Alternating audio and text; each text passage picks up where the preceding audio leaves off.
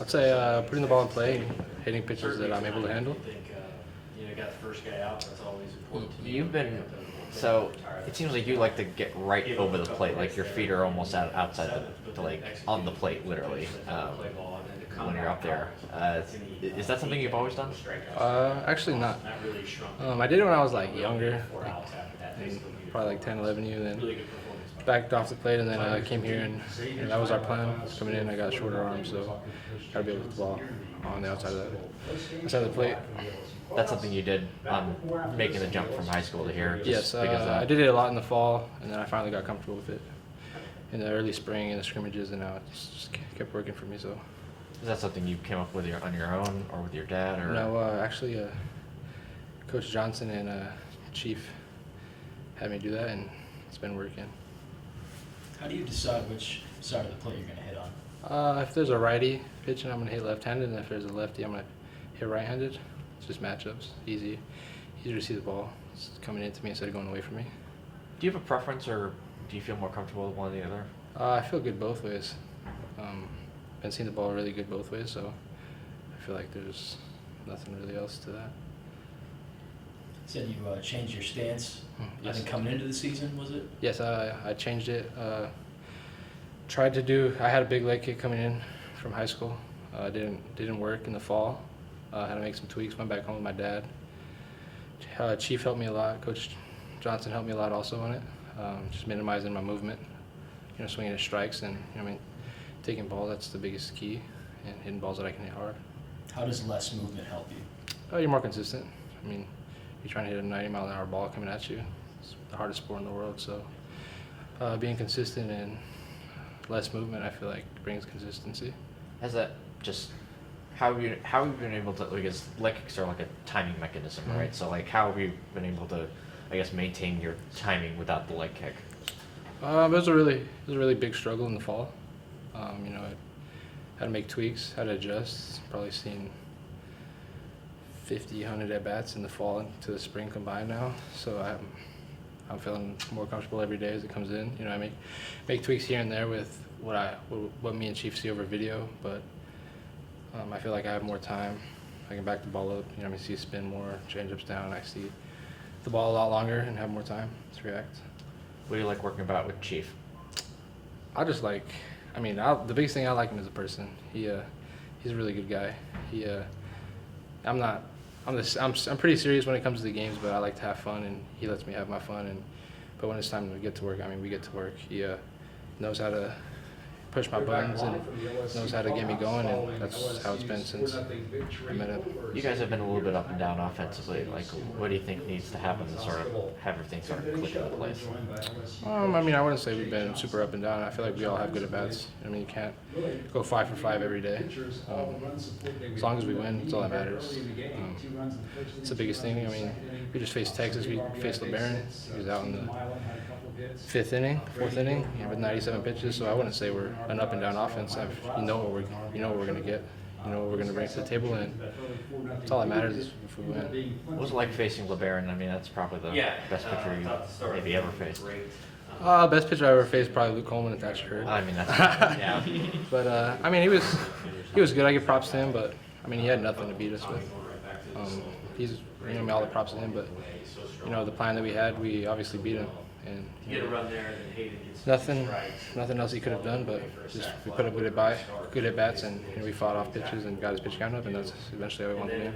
You obviously mentioned Luke. What makes him so tough? He's very deceptive. You can, like a lot of sometimes hitters guess, like shoot to a fastball and then he'll throw you that slider or curveball. He's really consistent, knows where his ball's going, knows how to pitch in counts, gets weak contact a lot, I would say. My first at bats against him, he made me look really bad. So I see what he's doing, but even Thatcher had a rough go at it at first, but he's one of the best guys, and so is Gage Trump. Our list just keeps on going. What makes Luke so deceptive? Is it the release, or is it just the fact that he can mix his pitches so well? I would say, he's just good. Like he's one of the best pitchers I've seen since I've played baseball. He knows where it's going. He can land all 4 for strikes. He hasn't even thrown one of his pitches yet. Keeps you off balance, keeps you out of your rhythm. He hides the ball really well. I mean, he rides too. He's just one of the best pitchers in the country, and obviously his numbers speak for itself. You guys turned that double play there in the seventh inning. Just how comfortable are you and Braz in the middle of infield, just working together? It seems like you guys are really working well. Yeah, we're really good together. We're comfortable. I mean, I feel like we've been communicating a lot more and with the shifts, and Chief has us in very good positions, but we've been getting more comfortable as each game goes along, and I mean that was just an easy routine ground ball for us. But I mean, that's our job, is to make the routine play look easy. Is Luke's last pitch the split finger? It is. Have you seen it? I haven't hit it, so. How many at bats? I've probably faced him like 3 or 4 times. I think I've walked once or twice, and then should probably strike out the next 2. So it's pretty nasty. Yeah, it's really good. Okay. What's your confidence level like when you take the field in the first inning on any given day, having Luke, Thatcher, Cade, and Gage? I mean, I remember my first time facing those guys, so the scouting report doesn't do you really any good if you haven't seen them. We're really confident going in. We always got to deliver the first blow, and I feel like we've been keeping our foot on the pedal, and that's how we play. I mean, gotta have good at bats, grind at bats out, but all of us are super confident in each other, and when we got to get the ball over, get a run in, we can do that, and just play baseball very good together. When you made that initial jump from Las Cruces, New Mexico to here, what was the thing that sort of surprised you the most about whether it's the pitching or the level of competition, stuff like that? I would say what surprised me the most is how strong and fast guys are. That's the biggest thing.